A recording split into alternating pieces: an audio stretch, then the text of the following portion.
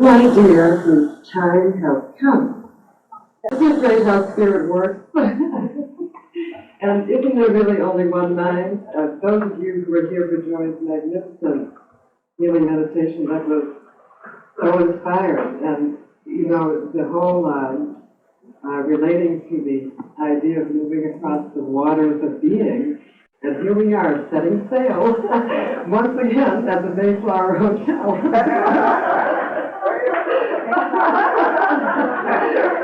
Columbus did it, now we're going into further land. Drawn together because we are of one consciousness, we are lovers of truth, and lovers of doing in this fabulous world of being. And I know that this morning you will all get that particular good you came to get this beautiful morning. This morning, I'd like to contemplate these words. I am. I am. I can. I can.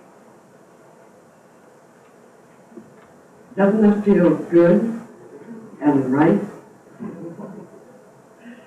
Ernest Holmes says of the power within, could we but comprehend the fact that there is a power that makes things directly out of itself by simply becoming the thing it makes.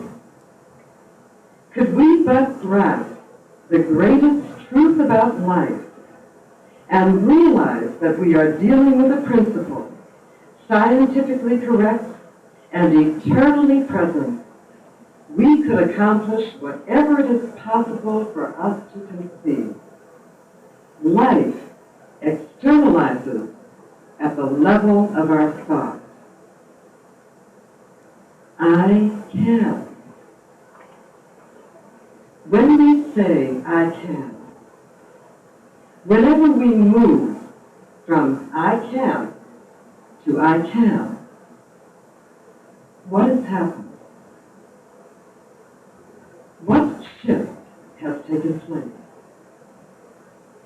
What point of self-awareness have we suddenly linked up to, and are we now accepting? A point which now seems to be of itself energizing, uplifting, inspiring us, leading us above the impact of conditions, onward, creating new joy, new life, new prosperity, right out of itself.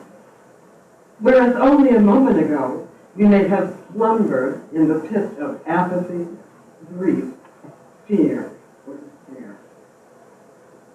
Are we thinking of that oh so familiar self we are so often identified with, that is replete in ideas of limitation, overrun with a thing, buried under the accumulation of negative memories and hard personal experience, overcome with ideas of insufficiencies of all kinds? Or could it be that in these moments we are thinking of that great transcendent something about us that is majestic, eternal, infinite, and ever unbound, the great I am. That high, all-embracing aspect of our being that is self-existent, that resides beyond the realm of logic, beyond time, beyond conditions, beyond experiences, impervious and whole, ever untouched, which knows its true nature completely. Call it what you will, God, Spirit, the great being, that divine spark within, this flame of being burns eternally in each one of us, ever gently reminding us to wake up, and that regardless of whatever has gone on or is going on or shall go on, it is no matter. We may always rise victorious. And this is the truth about who we really are. And it's so magnificent. So again, we ask, what is this distant call I hear? So far away, yet so familiar, so deep. What is this something I seem to be able to call upon anytime, anywhere, unconditionally, to bring forth whatever I desire or require? That seems to always possess plenty and to spare, such abundant reservoirs of boundless bounty and divinity, that sometimes even seems to create our good out of nothing, and moreover instantaneously. We know not how. That is ever at hand to aid us in bringing forth the latest new and great idea we have in mind. What is this transcendent source that we may tap into at any time without advance notice, without restriction, without ceremony or ritual, without any standards or requirements or proof of worthiness? So approachable, so responsive, so loving. That is ready, standing ready ever, and that will embark with us on any worthy new adventure that we have, and that backs us up at every point. It is God within. Spirit, the great I am, the infinite wonder of being, the eternal essence and stuff of all of our lives and of all life, out of which you are made and I am made, in which we live and move and have our being ever and always. And this is the greatest truth to realize. We are talking first cause here. The cause of causes that brought me, brought you into being, and that sustains us at every phase of our life. Self-existent that ever urges us to greater realization and accomplishment. You know, as metaphysicians, and I know that everyone here is one, or you would not be in this room, we say that even when our personalities or egos or little self says, I can't, still, we can turn it over to our higher self, and we can say, even though I feel that I can't at this moment, yet I know that I shall, because I can turn it over to my higher self who can. So let us never limit in terms of our momentary feelings, our ideas about what this infinite power that resides in us can do. So what a great unloading of personal responsibility, knowing that the burden of creation may be turned over to the greater self. All we need to do is turn and face it, rather than facing appearances, and request whatever assistance that we need. Could it be simpler? Could it be more magnificent? So each one of us is always hearing that still small voice gently prodding at us to get out of our ruts, pick up that long-lost desire, and be the magnitude of what we can be. Are we not always?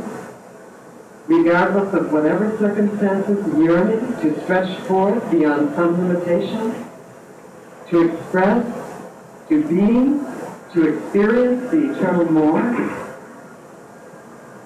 Is it because perhaps somewhere we already know that we are at root divine and infinite stuff, created in the image and allness, that we are spiritual beings having a sojourn with human experience?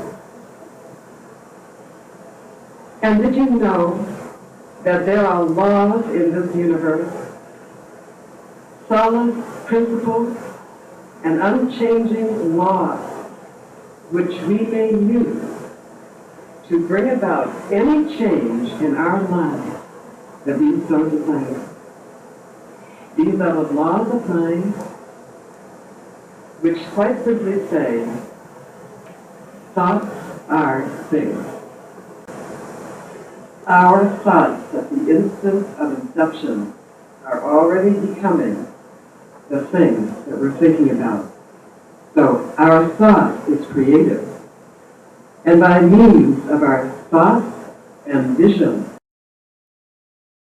conscious vision, we make manifest our lives. Yes, we are the authority in our lives. Yes, we create just exactly as the infinite. As the infinite thought the world into being, and you and me, we, being replicas of the very same resplendent stuff, create our world in like manner. And we have all the freedom, no matter what they tell you, the famous invisible they, we have all the freedom and all the latitude to create whatever it is that we desire, because the stuff that we're working with and that we are is unlimited.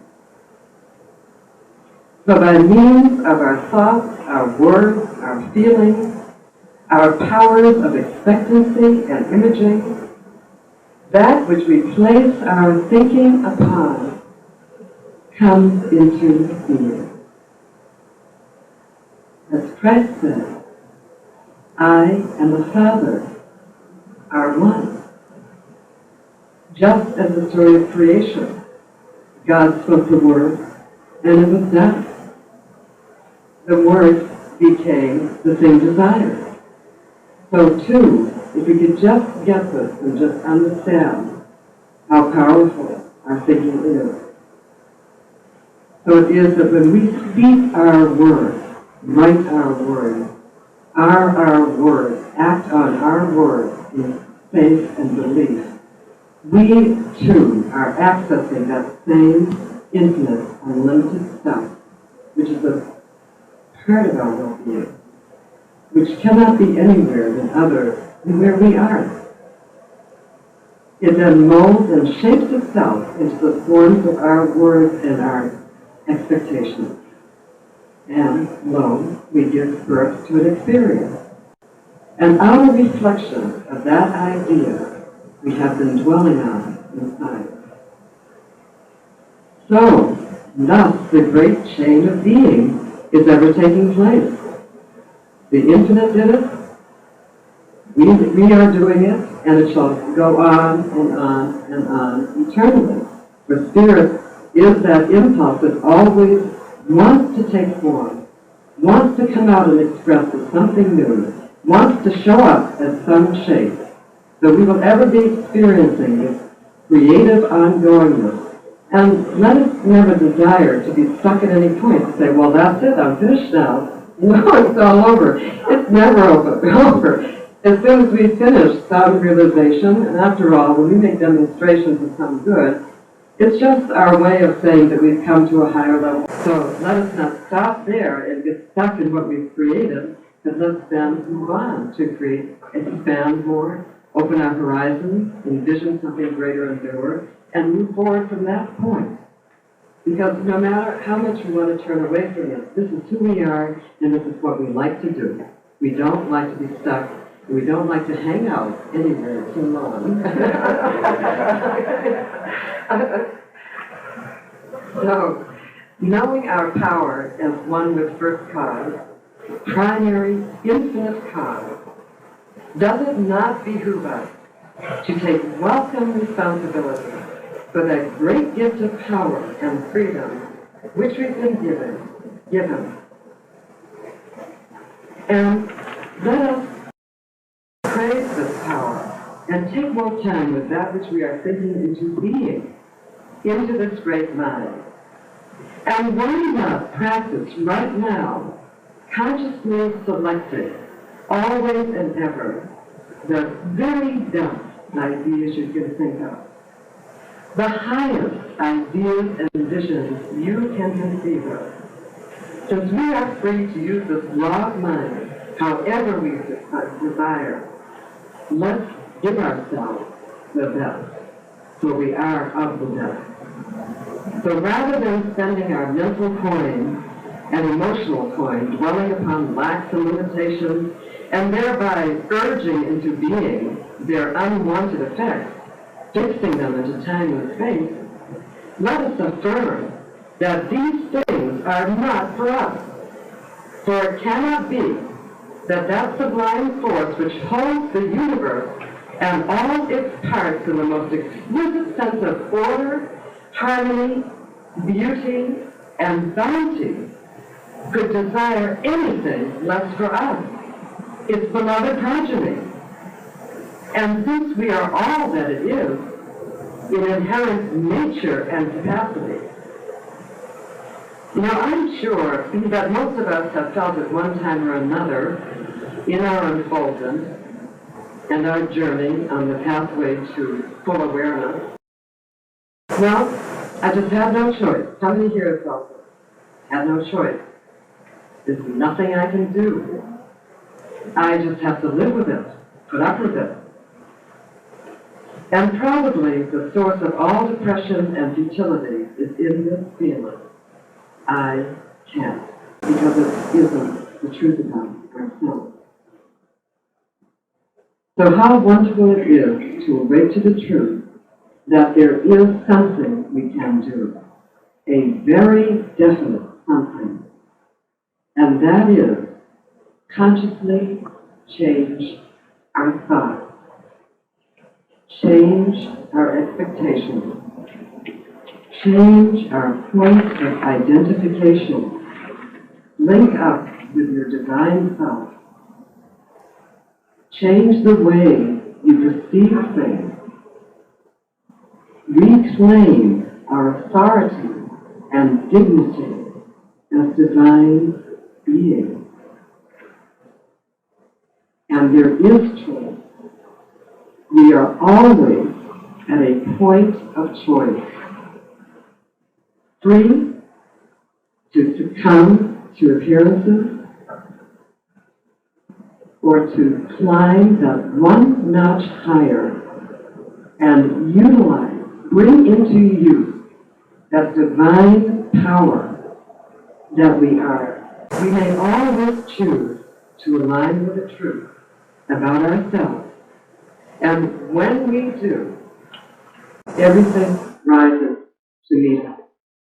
You know, I'm just thinking this week of this shift point from I can't to I can. And for myself, I've had some things happen which are really wonderful. And I'm always making a commitment. I know that lots of you here are the very same way. We're always reaching to that higher plateau. Let me get rid of just one more limitation, please. More God, please. And so this week, in setting up, some of the organizational things I had to do, I had to deal with a lot of, what is in the sort of mind thought of as a power, and that is state and government agencies, et cetera, et cetera. So I had a need. I wanted to order some books. I wanted to have all the books here, and I wanted them to be delivered in one day. So I called, and they said, oh, no, it will take a month.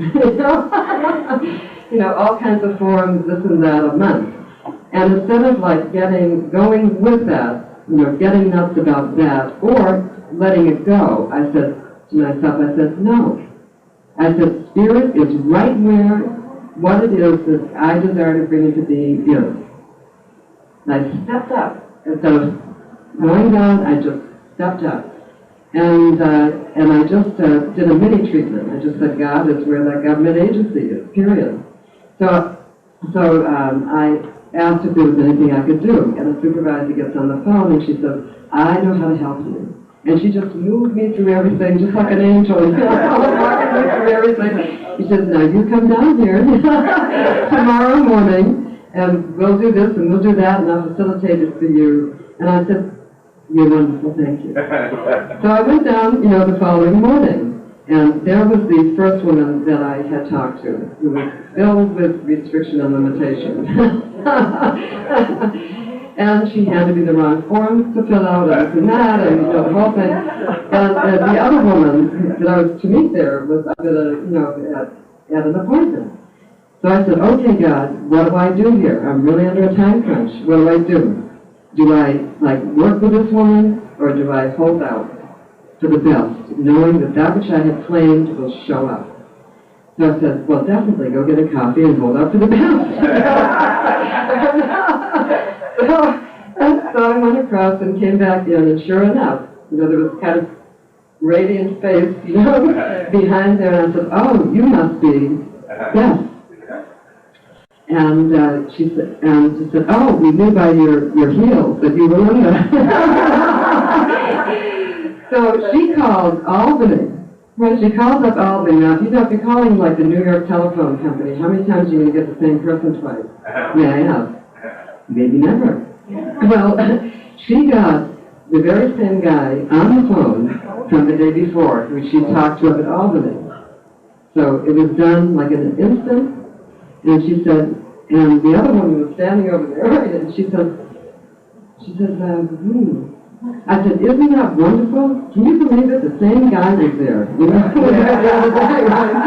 I said, miracles do happen.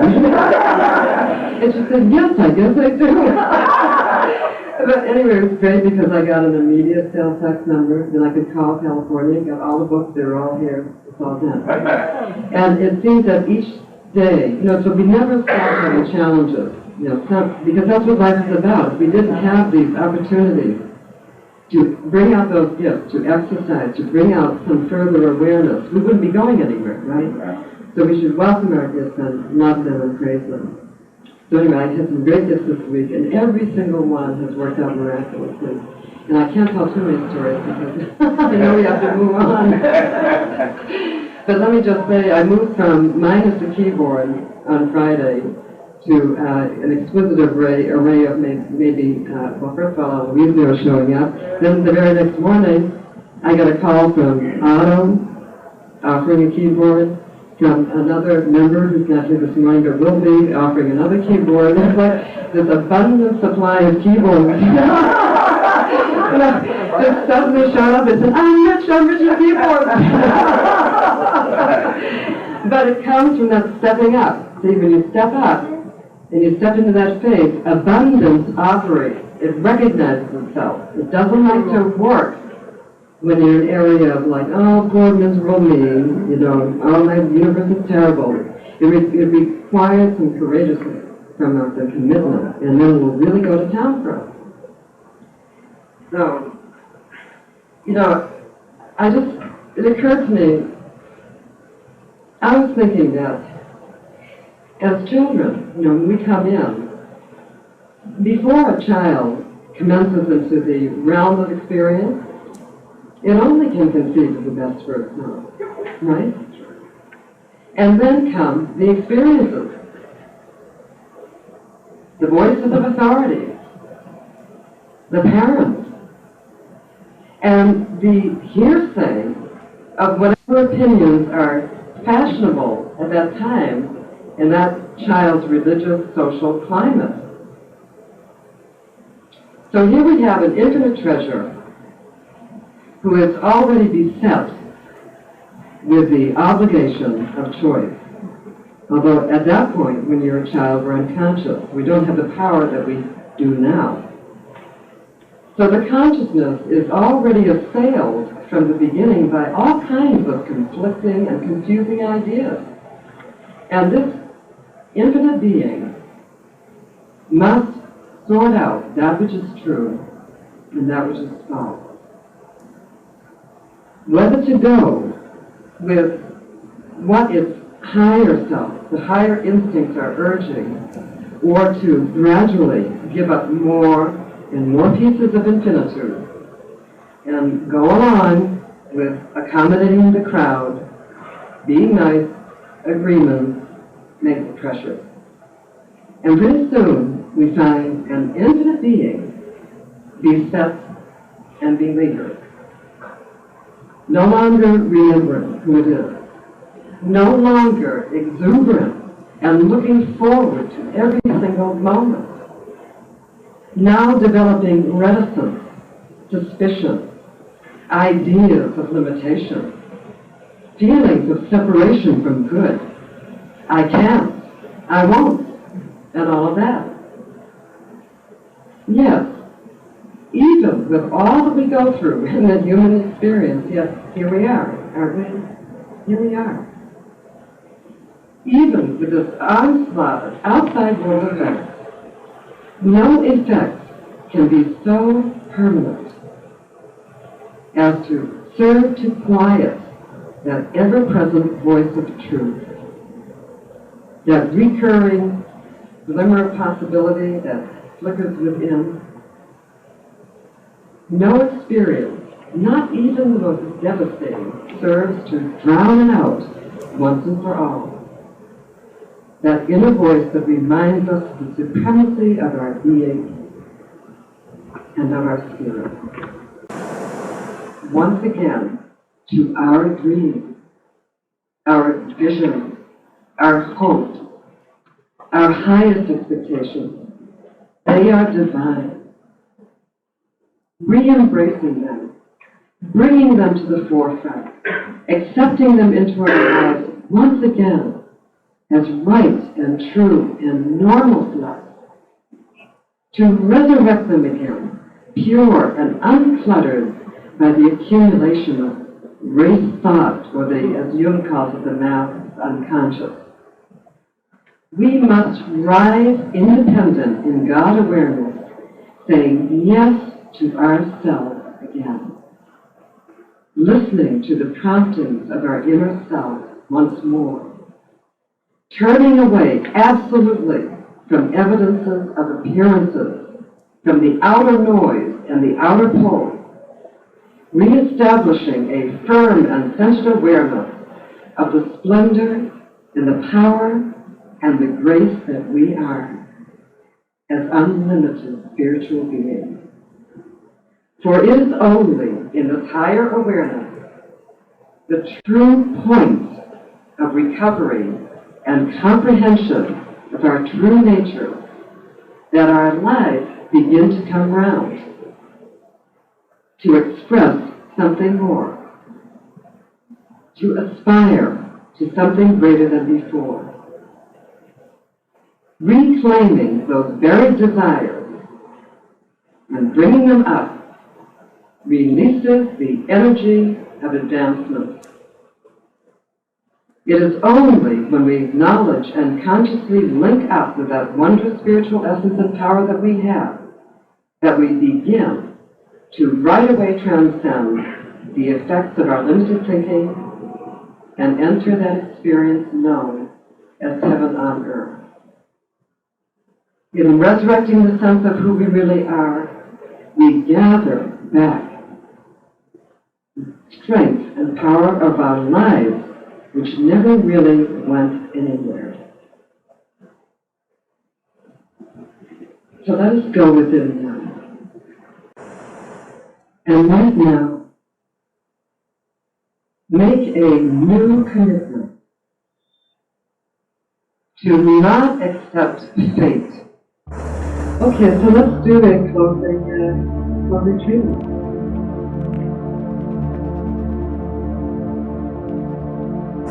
I recognize there is only one power, one presence, one life, one action of being. and that is to make more of itself, more and greater. I declare that for each individual in this room, they are a unique and magnificent expression, total and complete, self-contained, each one of the totality of spirit. That there is only the one being, full and complete, in this room. And I know that each of us moves forward now to heal up in consciousness any area that may require healing, whether it be physical, emotional, having to do with supply. I know that God now takes the form of that which is required, that it is already done, that each one moves forward in the full expression of his or her good, right here, right now, sustained from on high, from the love of the one, moving in, through, and as the action of supply. I declare that my word is one with the word of the infinite, that is instantly itself now coming into being specifically for each person here. I give thanks for great and magnificent demonstrations of authority, of truth, this week for each one here.